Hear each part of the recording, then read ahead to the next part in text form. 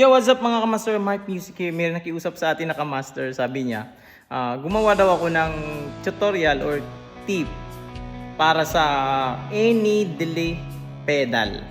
Gusto niya lang gamitin sa amp niya.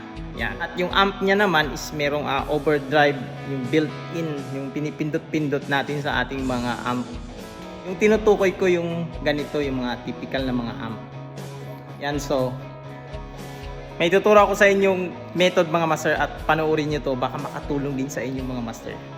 Ito, halimbawa, meron lang tayong single lang na ganito, delay na pedal. So, normally, yung nakikita natin, ganito. Pag halimbawa, meron tayong amp, then, ito, yan, input dito sa ating pedal, output papuntang input dito sa front ng ating amp. Kumbaga ganito, yan. So ito yung typical nating nakikita. Yan. Pero may tuturo ko sa inyong the best mga master na way na pag meron lang tayong ganito lang delay na pedal effect na ilalagay natin dito sa ating amp. Gagamit tayo ng isa pang cable, bali 3 cables na yung ating gagamitin. So ito, meron tayong kable dito, yan. Kable at iba pa, yan. So gagamit tayo ng 3 cable. So ang gagawin natin is ganito.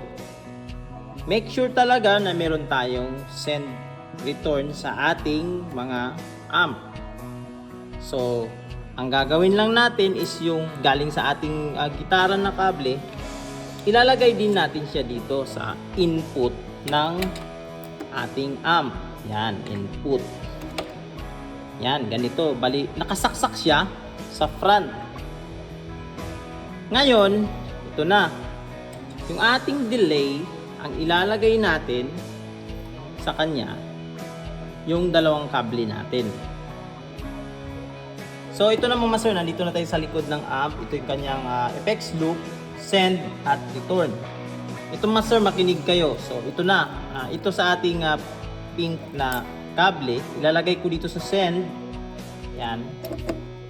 Then input dito sa ating delay. Yan. Then output ng delay dito sa ating kulay green na kable, i-return siya dito. Yan. Mas maganda pag ganito yung setup nyo mga master. Yan, mas maganda yung tunog na maibibigay. Ganon siya mga master. Ang paliwanag kasi niyan mga master is pag ito yung nakalagay muna before yung amp. Parang sa mga pedal, di ba? Tignan nyo yung mga delay or mga reverb, ganyan. Di ba nasa huli sila? Hindi doon sa front, kasi subukan nyo maglagay kayo ng amp nasa front yung delay, di ba? So pangit yung tunog. Yan, yung distortion nyo